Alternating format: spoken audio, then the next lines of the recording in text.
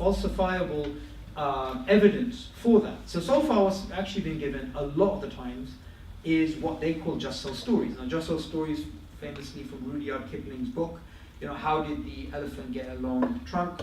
The alligator was trying to drag him into the water, and as it's resisting, it gets longer and longer and longer. So they're saying, look, these are just so stories. You can't just give a story, or how did this evolve? You give them a story. How did this evolve? Give them a story. In fact, you get a lot of these stories about traits. Why are certain people more violent than others? And then you get, this whole evolutionary storytelling. So what biologists like Richard Lewontin, Stephen Jay Gould, and others are saying is you can't just do that. You need to give way more than just stories. And there's also a very simplistic, naive understanding of Darwin's theory, which is given to the public, and generally people just accept that at face value. They don't really question it. So one of the things is, look, hey, look at that thing, hey, look at that thing, they look similar, therefore they have a common ancestor. So a very crude narrative which is actually quite out there. However, even a surface level reading of the biological data, you realize that's not the case at all. So for example, you have the wing of a bat and the wing of a bird. You could take that simplistic pedestrian view and say, hey, common ancestry, that shape is due, the ability to fly is due to common ancestry, but then you realize actually no, that's not the case. That's a similarity not due to common ancestry, which is known as homoplasy. Not only do we have these similarities not due to common ancestry at a physical level, we also have them at a genetic level in terms of the echolocation for a whale and echolocation for a bat.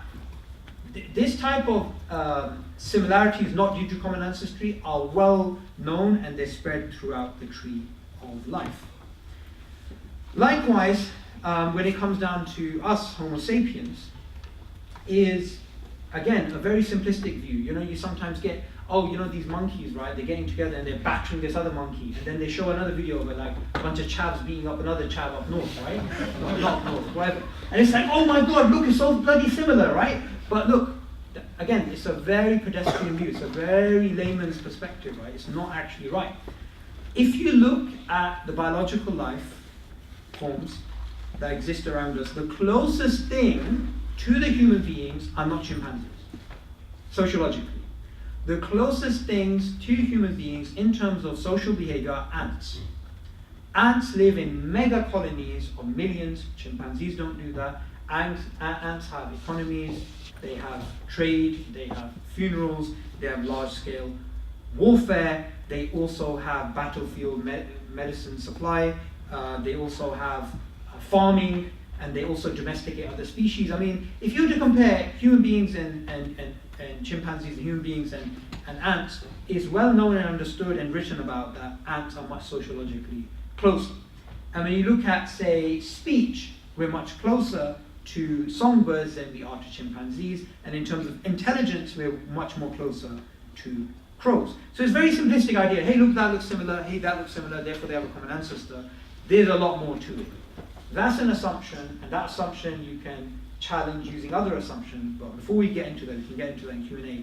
All I'm trying to convey at this point is not give you a crash course in biology, but just to show there's a huge difference between what you may publicly have been shown and what is academically the case. So for example, Elliot Sober, he's again a mainstream secular atheist philosopher of biology. He writes in his book, Evidence in Evolution, both the following thoughts are naive. Humans and chimps must share a common ancestor because they're so similar. Humans and mushrooms must have arisen independently because they're so different. Within the probabilistic framework, there is no must in either case. And there's a whole bunch of assumptions when it comes to the theory. So it's not just like, hey, we got this theory, it's crystal clear, we know exactly what happened, and anybody that challenges it, they don't know what they're actually doing. There are a bunch of assumptions involved. On top of that, there are alternative mechanisms to Darwin's theory of evolution.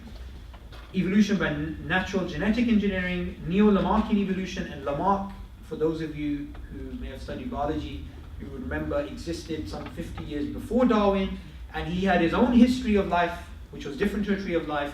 He had his own mechanism, which is different to natural selection, And that idea was supposedly falsified with Darwin, but later on, people like Eva Jablonka and others, they came forward and said, hey, look, what Lamarck was coming up with is quite interesting. So what's quite interesting about Lamarck's ideas is that he's basically saying you can inherit changes, epigenetic changes from your parents, basically, essentially, right? So one of the examples that's given is something to do with, what is it? World War II, the Nazis, they had this village somewhere that was surrounded, and they started to starve the people, and the people that, the parents that went through that starvation period, when they had children, they were affected by that, and it was an epigenetic change rather than a genetic change. Long story short, this type of evolution is an alternative mechanism to Darwin.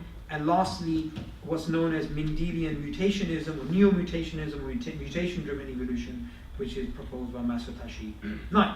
You also have projects like the third way of evolution, in which you have evolutionary biologists who don't believe academia provides them with that oxygen to be able to express their views, and they believe there's a third way of evolution. They don't believe in intelligent design or creationism. They don't believe in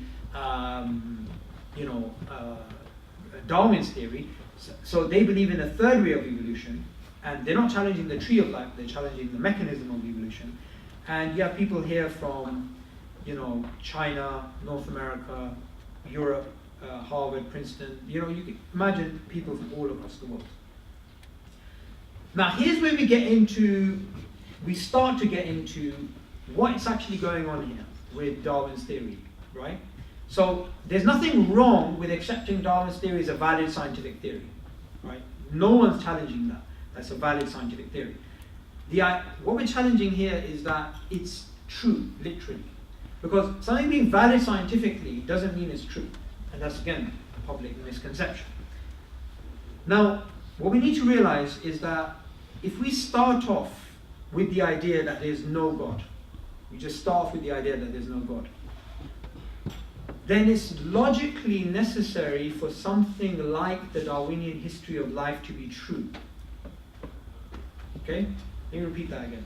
As a thought experiment, if there's no God, if there's no creative force, then something like a naturalistic beginning of life on Earth, which is resembling Darwinism in its history, is bound to be true before you even look at the evidence. It's just logically necessary, right? Now, if that's the case, and if someone doesn't believe in God, and then they go and do biology, obviously the lens that they're coming in with is going to affect the way that they look at the data. And there's a conflation between two types of naturalism, right? Naturalism is the idea we can explain everything naturalistically. There's two types of naturalism. The first is methodological naturalism.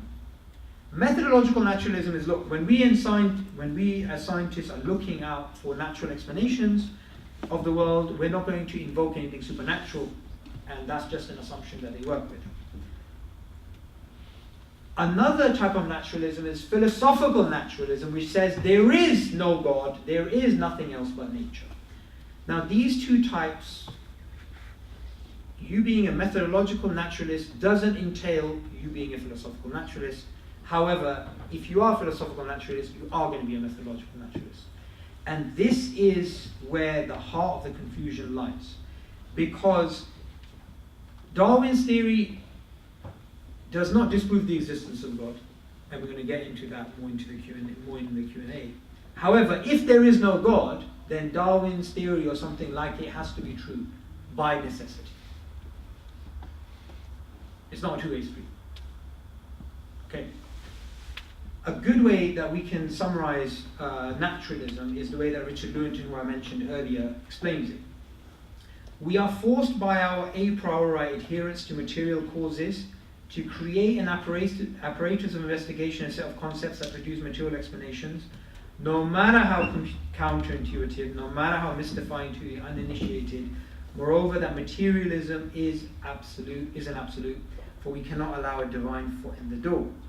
So, whatever we look at, we have to give it a naturalistic explanation in terms of science. And I can accept that and I don't think anybody should have a problem with accepting that as a working model within science.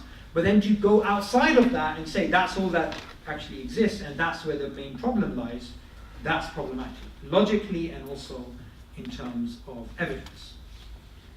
Another way that we can think about it is the way that Professor Gareth Nelson explains it.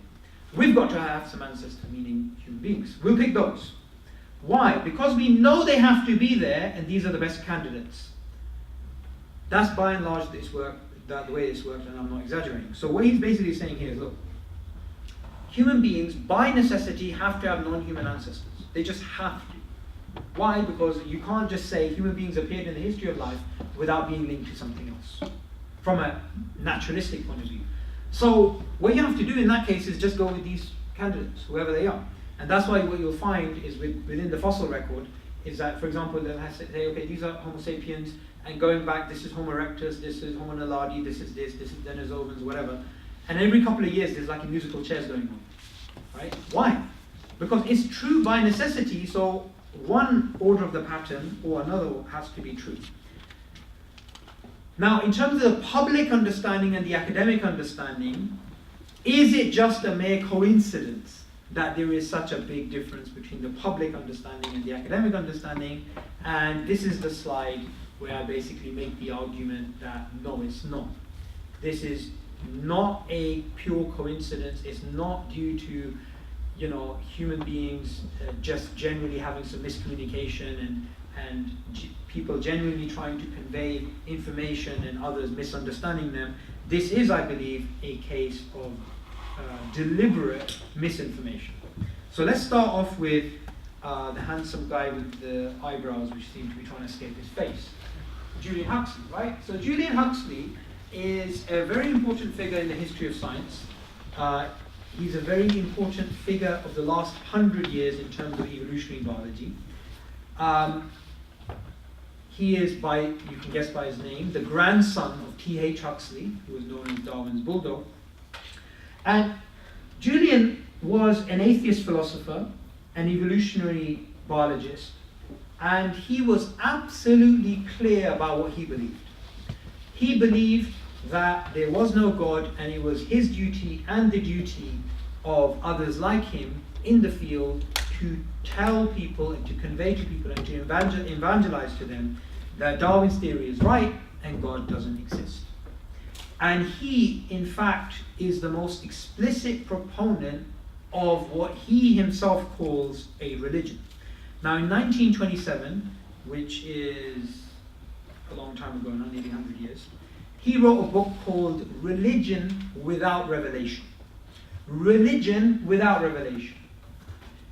Now, automatically you can start to think, okay, how does that make any sense?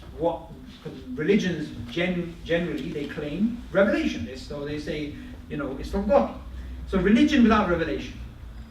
So in his book, what he's arguing for is that humanity has been intoxicated by religions in the past, and we must intoxicate them with a new religion, which is a religion without revelation, and this religion, he argues, is evolutionary humanism. And he said evolutionary humanism is a man-made religion, but is a religion nonetheless, and what we must do is we must propagate this to the world. What's interesting about Julian Huxley is he isn't just some random evolutionary biologist who happens to have these crazy ideas and then he tries to influence people. If that was the case, he shouldn't really be there. But he's a very important person. Because apart from being an atheist philosopher and an evolutionary biologist, he was a man in a very high position with a lot of political influence. He was the founding president of UNESCO, the United Nations Educational, Scientific and Cultural Organization. That's a very powerful position to propagate the idea that he wants to propagate that there is no God and that religion should be replaced by evolutionary humanism. You can call it liberal humanism, whatever, right? But it's the same point. And he is clear in his agenda, and the UNESCO, as we know, has a direct influence even today in terms of the schooling systems across the world.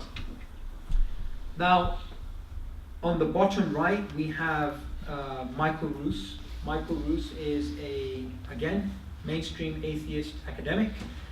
He recently published a book, which was published by Oxford University, called Darwinism as Religion. And it's not like some ploy to sell the book. He actually meant it, Darwinism as Religion. And in this book, he makes a very powerful argument. He basically says, look, there's one aspect of Darwin's theory that's a valid scientific theory, right? No one's denying that, and he's not denying that. However, there is another aspect in which it is more than just a theory, it is an ideology, it is a secular religious religion. Secular religious perspective, that's what he calls it. And what he says is that's been the case from the very beginning, that this is a rival to traditional religion, and it is something that he is willing to admit, although very few in the field are. And if you pick up the 1980s book by Richard Dawkins, The Blind Watchmaker, you start to see why. Because clearly these guys are saying, look, it's more than just science. And what he says in The Blind Watchmaker is that Darwin allowed us to be intellectually satisfied atheists.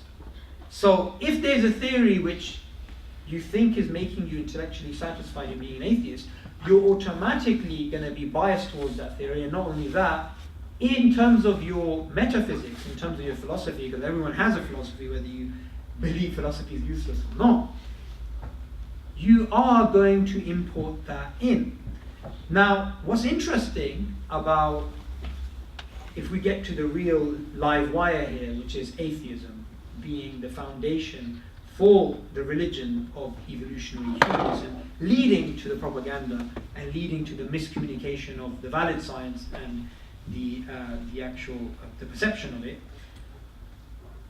Darwin would have completely disagreed with that, because Darwin was never an intellectually satisfied atheist. And this is what's so interesting about, if you look at the new atheist movement and you look at their works and you look at their arguments, because Darwin would have disagreed fundamentally. If you pick up the most popular atheist book, The God Delusion, the central argument of the God Delusion is based on Darwin's theory of evolution. But Darwin himself said, in my wildest fluctuations, I was never an atheist. In fact, according to his biographers, it's very explicitly clear that he was a deist when he published The Origin of Species. He was a deist for the majority of his life after he discovered evolutionary theory. Near the end of his life, he became an agnostic, not because of his theory, but because of the problem of evil and suffering. And he was explicit that he found it absurd for someone to say that they couldn't subscribe to his theory and be a theist. A last word on Islam and Darwinian evolution, or no, not Darwinian evolution, because as a Muslim, or as Muslims, we don't have a problem with accepting Darwin's theory as a valid scientific theory. It's not an issue. The issue is when it's pushed as being literally true. Because you don't have to be Muslim to realize that the philosophy of science doesn't grant the status of scientific theories to be literally true. Second, we believe that the purpose of life is not dictated by the processes that may have been inferred for the way that evolution may work. So the way that Richard Dawkins explains in The Selfish Gene, that there is no higher rationale than survival and reproduction, right? And everything else that we're doing is a byproduct of that. So when we do things which, according to survival and reproduction, seem quite absurd, like being a monk and not getting married, or like, really intelligent people like Isaac Newton feeling proud that they died virgins, these types of things from an evolutionary perspective don't make any sense. However, they're seen as byproducts. But Islam has a completely different perspective, and the perspective is that human beings aren't just a material substance brought about by a blind mechanical process, but we have a higher goal in life, and we have a higher purpose, and that is to worship the Creator that created everything. And we do not believe that there is that life can be reduced to purely a mechanical, material process, and that very thing defines who we are. So as human beings, if we're to look at, there's nothing that moves human beings more than morals, say, right? So So if I was to describe to you a physics equation, none of you will get excited. But if I describe to you something else as a fact of nature, you won't get excited. However, if I describe to you a situation of a starving child and somebody walking past them who refuses to help, or a situation where somebody walks into a burning house and saves people, that is something which moves people. However, from a materialistic point of view, morality can just be broken down essentially to a byproduct of, say, kin selection, reciprocal altruism, or something else, which itself is broken down to selfish genes. And we all know, or I hope we all agree, that that is not sufficient to explain the human experience. Everything good I have said is from God, every mistake is my own. I look forward to your questions.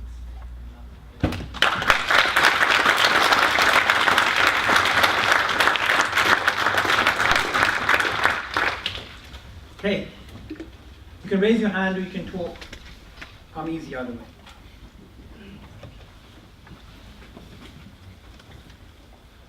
Yes?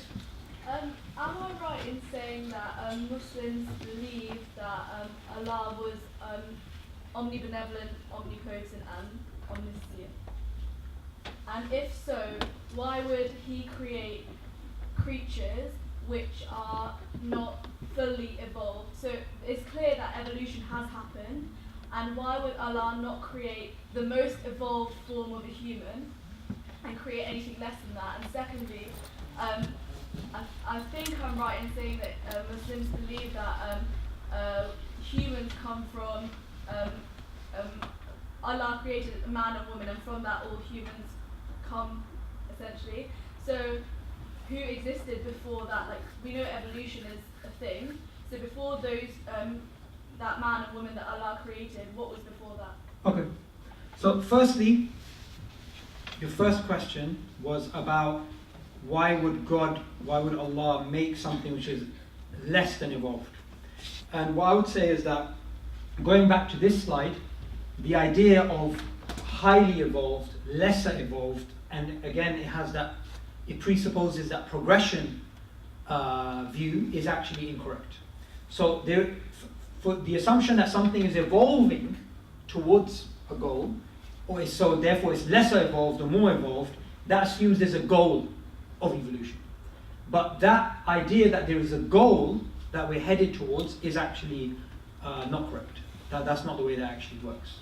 So that's the first point. The second point was about what was before. Now, the thing is that when it comes to the creation of man, or the creation of the universe, or the creation of these types of things, God says in the Quran, I didn't make you witnesses to your creation or to the creation of the heavens and the earth. So we can say very little about the creation and how everything began. We, as Muslims, we don't say, for example, you have some, and this is a very small minority of Christians, it's not all of them, it's a minority up in, across the pond, right? And they're the ones who would say things like, look, human beings and dinosaurs, they existed at the same time, or this species, or no two species can have a common ancestry, whatever. So as Muslims, we have a lot of unknowns in terms of creation. So we wouldn't make statements like, okay, human beings and dinosaurs could not exist at the same time, or this thing or that thing can definitely not have a common ancestor, all the rest. What we do say is that, on the minimum, all human beings alive today have a common ancestor which goes back to an ancestral couple. And therefore all human beings are part of one species, although there's 27